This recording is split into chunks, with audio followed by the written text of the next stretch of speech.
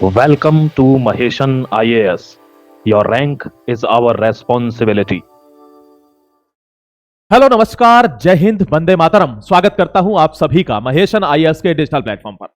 आपने देखा होगा बहुत बड़े लंबे एग्जाइल के बाद, यानी एक तरह के वनवास के बाद, 17 साल के आसपास के बाद तारिक रहमान बांग्लादेश में कल वापस आए हैं। बहुत इंपॉर्टेंट था इंडिया के लिए भी कि ये वापस आ रहे हैं इतने समय बाद। तो क्या ऐसा बोलेंगे, क्या यूनुस के साथ मिल जाएंगे या अपनी पार्टी को जिताने की कोशिश करेंगे, या भारत के लिए अच्छे साबित होंगे? और ज्यादातर लोगों का कहना था कि ये भारत के लिए अच्छे साबित होंगे, जो कि बिल्कुल गलत है। ऐसा नहीं है। बीएनपी, बांग्लादेश नेशनलिस्ट पार्टी, वही पार्टी है जो हमेशा से, since the liberation war in 1971, ये हमेशा से अगेंस्ट रही है भारत के। आपको समझाऊंगा। तारिक रहमान है, वो खालिदा जिया का लड़का है, और दोस्तों जिया और रहमान का बेटा है, जो कि प्रेसिडेंट रहे हैं बांग्लादेश की।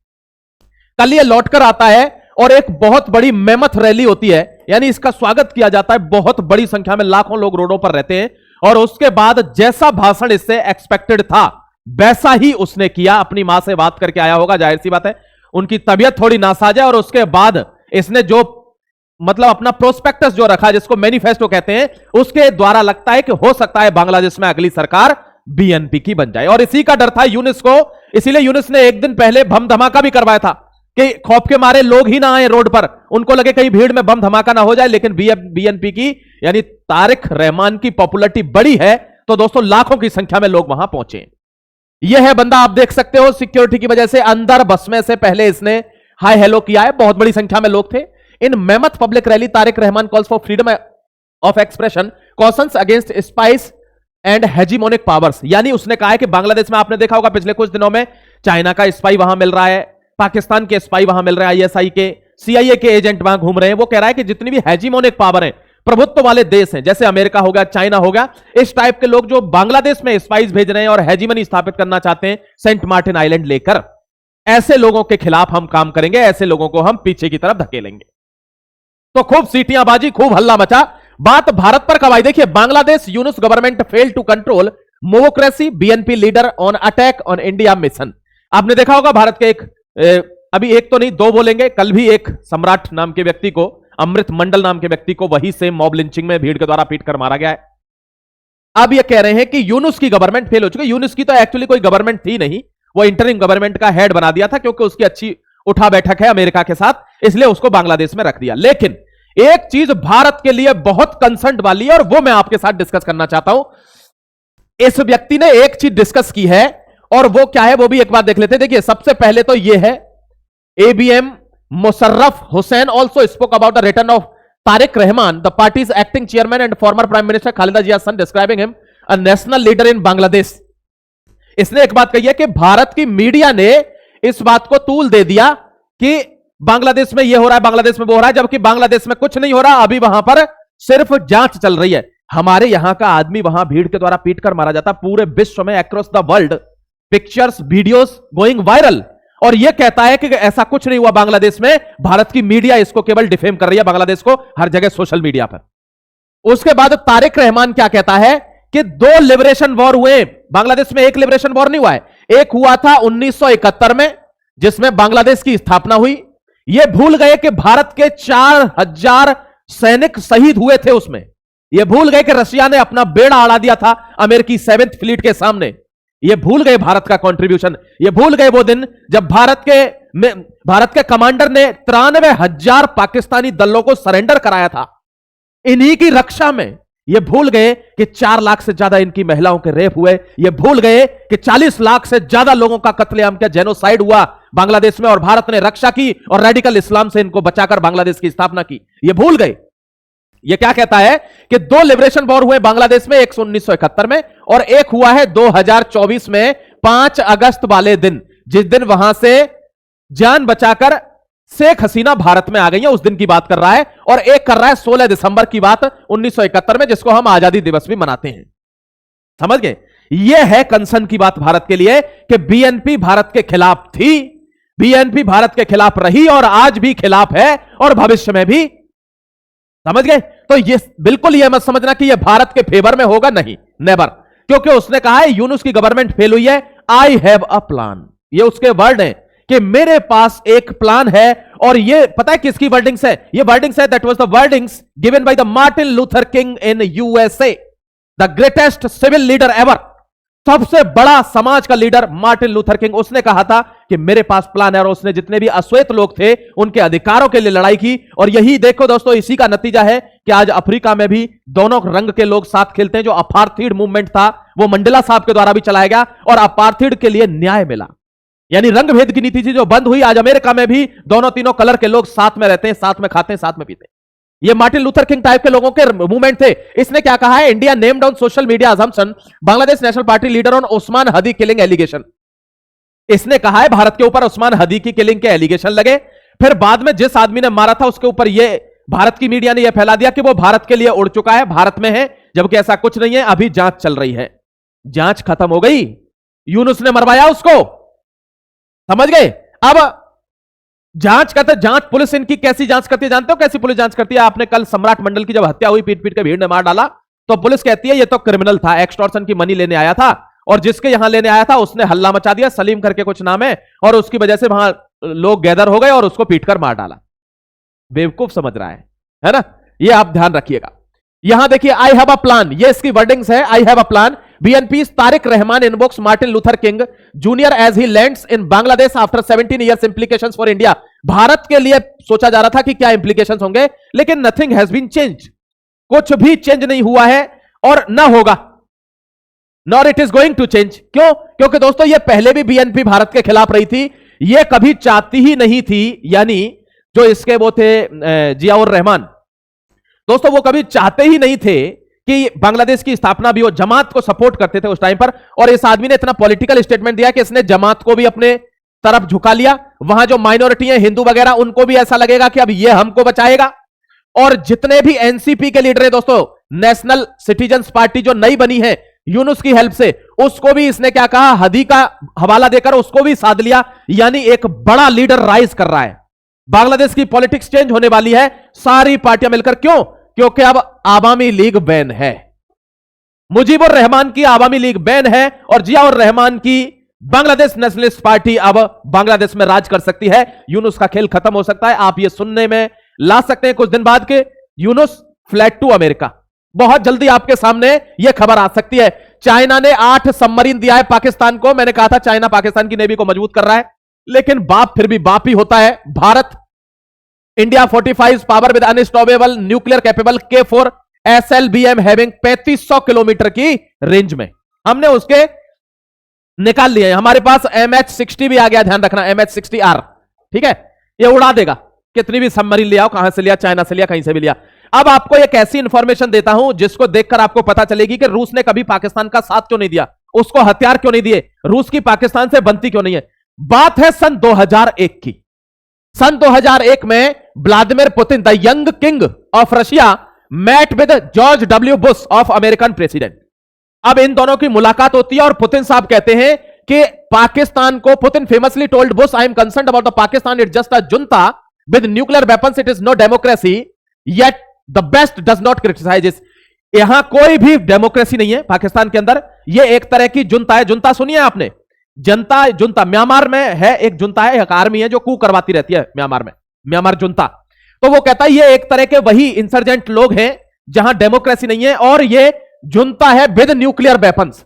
तो न्यूक्लियर वेपन इनके पास सेफ नहीं है, बावजूद इसके कि ये बिल्कुल भी स्टेबल लोग नहीं है, बिल्कुल भी आतंकवादी टाइप के लोग हैं, लेकिन फिर भी बेस्ट की जितनी कंट्रियां, चाहे यूरोप हो चाहे अमेरिका हो, कोई भी इनको क्रिटिसाइज नहीं कर सकता। ये it's a threat to the world. ये जॉर्ज डब्ल्यू बुश को 2001 में बोल चुके हैं पुतिन। उसके बाद क्या होता है, अमेरिका की तो धोखे की नीति आप जानते हो। ये देखिए, न्यूक्लियर न्यूक्स ऑफ किसके, पाकिस्तान के। Putin argued that the international community was ignoring the danger of a military-led government possessing a nuclear arsenal. He argued to US to talk about it more seriously, suggesting that the Pakistan lack of democratic oversight posed a global security threat. यानी पूरे विश्व को खतरा है। क्यों? क्योंकि आसिम मुनीर कह चुका है, भाई ये देखो, दिखाई देता हूं आपको, दिखाई देता हूं एक बार, ये देखिए आसिम मुनीर ने क्या कहा है, Pakistan an irresponsible state with nuclear weapons, ये कह रहा है पुतिन। और मुनीर क्या कहता है, government sources on Asim Munir's nuclear threat will take half of the world down with us. यानी अगर हम मरे तो आधे संसार को लेकर मरेंगे, बम फाड़ेंगे, एटम बम। ये धमकी है मुनीर की। इसलिए कौन कह रहा है? पुतिन कह रहा है कि इन बेवकूफों के पास आपने न्यूक्लियर बॉम्ब बनवा दिया है और इनको बहुत सीरियसली लेना चाहिए। इसको तो पता ही नहीं है कि लाल वाला बटन दबाना है कि सफेद वाला दबाना है। ये तो गंवार है कसम से, इसको पता ही नहीं है। इसीलिए कहता है मुनीर भाईजान देख लेंगे जो भी होगा, और मुनीर को पता है वो शाना कुत्ता है, शाना कुत्ता। द एक्यू खान फैक्टर, यहां प्रोलिफरेशन में दिक्कत क्यों आ रही है? यानी अब उसको मना नहीं कर पा रहे हैं कि भाई तू किसी की हेल्प मत कर और न्यूक्लियर मत बनवा, हम तो तुझसे ही परेशान है। गोदी में बैठे मना कैसे कर पाएंगे? देखिए ना, द एक्यू खान फैक्टर जानते हो कौन है? ये वही चोर दोस्तों जो नीदरलैंड से टेक्नोलॉजी चुरा के लाया था, जो रसिया की टेक्नोलॉजी में सेंध लगा रहा था, ये वही चोटा है। Discussion touched upon the network of Abdul Qadeer Khan, AQ Khan, the father of Pakistan bomb who was later exposed for selling nuclear secrets Iran, Libya, North Korea. ये वही दल्ला है जो पहले न्यूक्लियर टेक्नोलॉजी चुराता है, कहां से? नीदरलैंड से, और फिर उसको पाकिस्तान में बनवाता है। इसीलिए से फादर ऑफ न्यूक्लियर प्रोग्राम इन पाकिस्तान कहते हैं। और फिर उसके बाद ये चाहता है कि कई देशों के पास हो तो सब आतंकवादी बने, कोई किसी से डरे नहीं। और फिर ईरान को, लीबिया को, नॉर्थ कोरिया को ये क्या देता है? न्यूक्लियर टेक्नोलॉजी ट्रांसफर करता है। लीबिया तो अभी आप देख रहे हो पूरी दुनिया में कोई नहीं लीबिया को पूछ रहा, लेकिन ये आर्म्स की डील करके गया है। कुछ थोड़ा साइन गड़बड़ हो गया होगा, इसने मरवा दिया रास्ते में। अरे साले, यहां देखिए न्यूक्लियर सीक्रेट्स ईरान। अब ईरान को अगर न्यूक्लियर कंट्री बना देता है, क्योंकि पाकिस्तान वहां कर रहा है हरकत, तो अब इसको भी खतरा है दोस्तों, रशिया को भी। और सबसे बड़ा खतरा किसको है? इजराइल को। अगर ईरान न्यूक्लियर पावर बन जाता है, आपने देखा होगा अभी 4 जगहों पर बम विस्फोट करके ईरान को न्यूट्रलाइज किया है अमेरिका ने, क्योंकि वहां ऑलमोस्ट प्रोग्राम रेडी कर चुका था वो 75%। यह दिक्कत है, ध्यान रखिएगा एक बार, ठीक है। अब मैं आपको बता देता हूं ईरान करेक्शन क्या है। Putin pointed to evidence of Pakistan origin uranium and material found in Iranian centrifuges highlights how a junta led state could fuel other nuclear programs। यानी जुंता के पास अगर न्यूक्लियर प्रोग्राम है तो वो ऐसे ही बांटेगी, क्योंकि पुतिन की रिसोर्सेज कह रही है दोस्तों, केजीबी कह रही है कि हमने ईरान में देखा है पाकिस्तानी ओरिजिन की uranium and materials found in Iran, उनके बेसिस पे। तो ये असल में दिक्कत है। आपको नहीं पता है, न्यूक्लियर अगर वॉर होता है ना तो सिर्फ 64 करोड़ लोग पूरी दुनिया में बचेंगे। यह कहा गया है किसमें? भविष्य मल्लिका में। इसलिए उस पर यकीन होता है कि हर जगह से अगर 2-3 न्यूक्लियर भी दोबारा से चल गए, तो इस टाइम पे न्यूक्लियर की पावर बहुत ज्यादा है, तो पूरी दुनिया में कितने 800 करोड़ से ज्यादा लोग हैं, सिर्फ 64 करोड़ लोग बचेंगे। क्योंकि न्यूक्लियर का असर कोई ऐसा थोड़ी है आज मारा 3 दिन रहा और फिर खत्म हो गया। जाके देख लो एक बार हिरोशिमा नागासाकी में 1946-45, अभी तक भी बच्चे अपाहिज पैदा हो जाते हैं रेडिएशंस की वजह से। ऐसे इफेक्ट हैं। कितने दिन हो गए उन बातों को। यहां देखिए म्यूचुअल एंजाइटी क्या है। म्यूचुअल एंजाइटी है दोस्तों, आप जानते हैं कि मतलब अमेरिका पे भरोसा थोड़ी किया जा सकता है, चाइना का बाप है अमेरिका। तो अब पुतिन ने यह बात बुश से कही, तो बुश ने शेयर कर दी किससे? परवेज मुशर्रफ के साथ। 9/11 का अटैक हुआ और मुशर्रफ की मर्जी से फिर अंदर जाते हैं अमेरिका वाले, एबटाबाद से ओसामा बिन लादेन को खींचते हैं और धुसेड़ देते हैं किसमें? जमीन के अंदर। तो वो कहते हैं कि हमारी हेल्प करी थी पाकिस्तान ने 9/11 अटैक के बाद, तो पाकिस्तान अच्छा देश है, ऐसा नहीं करेगा। पता है ऐसा क्यों कहता है? मैं आपको बता देता हूं, शायद आपको कोई बता भी नहीं पाएगा, मैं बताता हूं। देखिए, क्योंकि अमेरिका को पाकिस्तान नुकसान नहीं पहुंचा रहा है। अमेरिका को नुकसान पहुंचाते हैं सीरिया के बोको हरम और ये इस टाइप के जो मिडिल ईस्ट वाले आतंकवादी संगठन है, चाहे वो ISIS हो, चाहे बोको हरम हो, इस टाइप के।